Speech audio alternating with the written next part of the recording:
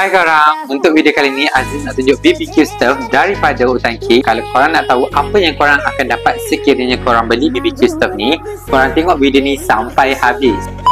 First kali korang akan dapat body yang macam ni. Untuk material body ni kita pakai iron tau. Untuk guna body ni korang hanya perlu masukkan air sedikit, paras-paras sahaja supaya arang yang jatuh dia tak mudah melekat dan senang untuk korang basuh nanti. Korang dah masukkan air, korang masukkan pula charcoal basin ke dalam BBQ Stove. Arang-arang yang korang nak letak tu letak saja dalam ni dan korang sambung pasang kita punya grillnya.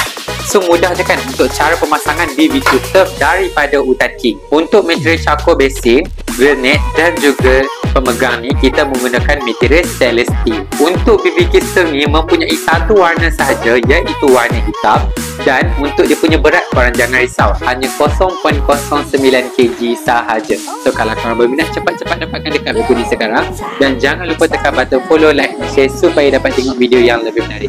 Kita jumpa di next video. Bye bye.